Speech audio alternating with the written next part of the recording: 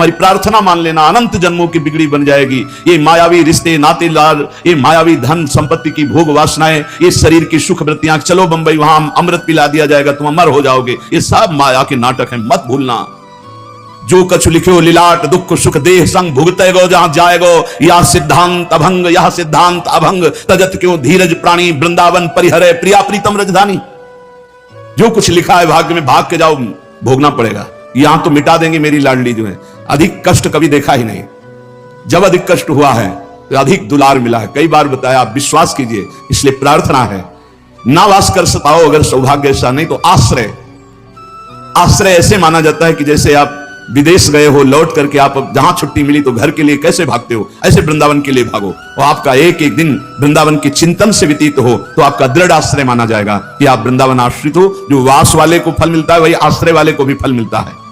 शकल कृष्ण धामाद्भुतम, भगवान श्री हरि के धामों में बड़ा अद्भुत धाम वृंदावन है।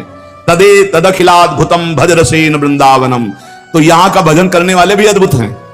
ऐसे अद्भुत भजनानंदियों का संग करके, रस में डूब करके श्री धाम वृंदावन का भजन करो। एक एक तुम्हारी वृत्ति जितनी कीमती है वो कीमत संसार में है ही नहीं। एक एक श्वास तुम्हारी जितनी कीमती है वो संसार में धन ही नहीं है कि तुम्हारी श्वास का कीमत दे सके। जैसे आपको वर्णन किया कि आपने 50-60 वर्ष में, 60 वर्ष में आपने जितना रुपया कमाया, अब आखिरी श्वास हो आप कह दो एक श्वास और बढ़ा दो, 100 रुपया दे देंगे, एक श्वास नहीं बढ़ेगी। अरे भाई, ये अमूल्य श्वासें केवल सार्थक होती हैं भगवान नाम में। राधा राधा कृष्ण कृष्ण राम कृष्ण हरि, जो नाम लोगे तभी सार्थक होंगी। इसलिए धाम का आश्रय, धाम का वास, प्रिया प्रीतम के चरणों की शरणागति, खूब नाम जप और अपने जीवन को प्रतिपल संभालते रहिए। कहीं फिसल करके माया में न चला जाए, कहीं माया के गर्त में न गिर जाए जहां से चढ़ना बड़ा मुश्किल होता है। संत महापुरुषों के वचन भगवत मार्ग में हमें बड़ी पुष्टता प्रदान करते हैं, भगवत मार्ग में उत्साह प्रदान करते हैं। कुछ हमारी कमियां रहती हैं जो संत वचनों से ही दूर होती हैं। अहंकार नष्ट होता है जो संत वाणी से ही दूर होता है। हमारे विचारों की पवित्र गंगा प्रकट हो जाती है जहां संत वाणी श्रवणेंद्रिय से सुनी जाती है। हमारे हृदय में अद्भुत वैराग्य उत्पन्न होता है, संत वाणी का अमोघ प्रभाव होता है। प्रसंग चल रहा था कि जो संत हैं, जो साधक हैं उत्तम भगवत प्राप्ति के मार्ग में चलने वाले, वो विद्या विनय संपन्ने ब्राह्मणे गविहस्तनी सुनी चल सुपाके चा पंडिता समदर्शिना, वो समदर्शी होते हैं। वो विद्या विनय से संपन्न ब्राह्मण में, गाय में, कुत्ते में, चांडाल में, हाथी में एक ही परमात्मा तत्व को देखते हैं जो है विराजमान है। पर कुछ लोगों का कहना है कि बर्ताव समान होना चाहिए। बर्ताव समान हो ही नहीं सकता। बर्ताव में विषमता होगी, दृष्टि में समानता होगी। वो अज्ञानी है जो बर्ताव में समानता की बात करे। कल चर्चा हुई थी कि बर्ताव में समानता हो ही नहीं सकती। कुछ लोग इसका उल्टा भाव लेते हैं कि वही समदर्शी, वही ज्ञानी है, वही महात्मा जिसका व्यवहार समान हो। व्यवहार समान नहीं हो सकता। व्यवहार में भेद होगा, विषमता होगी, संभव ही नहीं है। जैसे कल चर्चा हुई थी कि हमें हाथी का पेट भरना है और कुत्ते का पेट भरना है, तो जिससे हाथी का पेट भरेगा उससे कुत्ता खाएगा ही नहीं। बड़े बड़े पत्ते, घास, डाल, उससे उसका पेट भरता है। और कुत्ते को रोटी दे दो, उससे पेट भर जाएगा। दृष्टि में दोनों समान है, लेकिन आहार का भेद है और व्यवहार का भेद है। हाथी की बड़े बड़े राजा लोग बड़े बड़े सवारी करते हैं लोग, पर कुत्ते की सवारी तो केवल भैरव बाबा ही करते हैं, दूसरे के सामर्थ्य नहीं। भैरव जी का वाहन। गाय का एक ही लाइन में रखा गया है, विद्या विनय संपन्न ब्राह्मणे गवि हस्तनी। गाय, इनमें भगवत दर्शन कर रहे हैं। सुनी चल सोपाके चा पंडिता संदर्शना। चांडाल में, कुत्ते में, हाथी में, सब में भगवान का भाव करना, लेकिन व्यवहार नहीं हो सकता। व्यवहार में विषमता रहेगी। व्यवहार में जो क्षमता करता है या तो पागल है और या उसको ज्ञान नहीं है। व्यवहार में विषमता बनी रहेगी।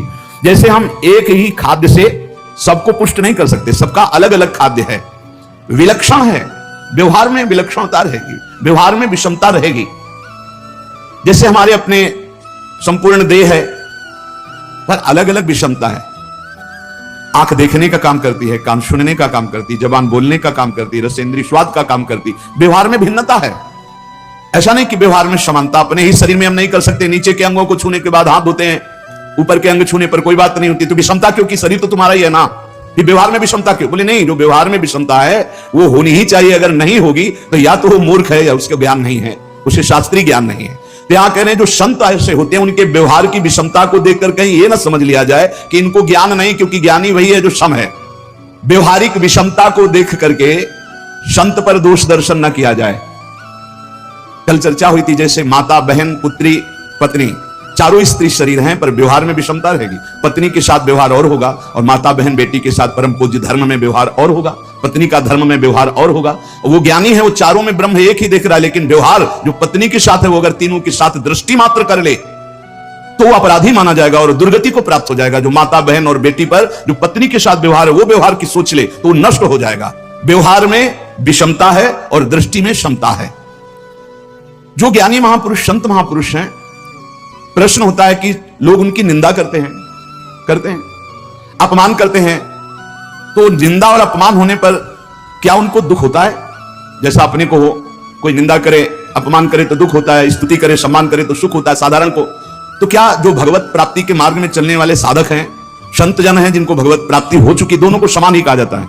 एक जो भगवत प्राप्ति होने वाला है साधक, जो भगवत प्राप्ति की तीव्र लालसा है, और ये जो भगवत प्राप्त है, ये एक ही पंक्ति में है, कोई अंतर नहीं इनमें। संतों की निंदा या अपमान जब होता है उनको दुख होता है कि नहीं? अगर दुख नहीं होता तो क्या खुशी होती है? कैसी स्थिति होती है जब संत की निंदा होती है और अपमान होता है? पहले तो क्षमता की बात का कि संत के आचरण में विषमता दिखाई देगी, उसकी दृष्टि में क्षमता होती है, जैसे उदाहरणों में बताया गया। अब यहां उत्तर दे रहे हैं कि वो दोनों बातों से ही बड़ा विलक्षण होता है। जब कोई निंदा अपमान करता है तो साधारण मनुष्य को दुख होता है। तो आपने पूछा क्या उनको दुख होता है? बोले नहीं। तो क्या उन्हें सुख होता है? बोले नहीं। एक विलक्षण स्थिति होती है जो दुख सुख से परे है। अब लोगों की स्थिति केवल दुख और सुख में होती है, और संत की स्थिति दुख और सुख से परे होती है। सुख दुखे समीकृत्वा, न हर्ष है न शोक है।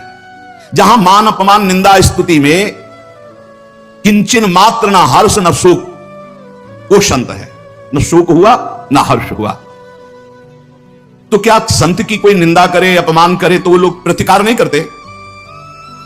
दोनों बातें हो सकती हैं। अपमान, निंदा होने पर वो शांत सम भी रह सकते हैं और भारी प्रतिकार भी कर सकते हैं। भारी प्रतिकार करने पर भी उनके हृदय में न राग है न द्वेष है। दोनों बातें, वो प्रतिकार भी कर सकते हैं जगत मंगल के लिए, करना पड़ेगा।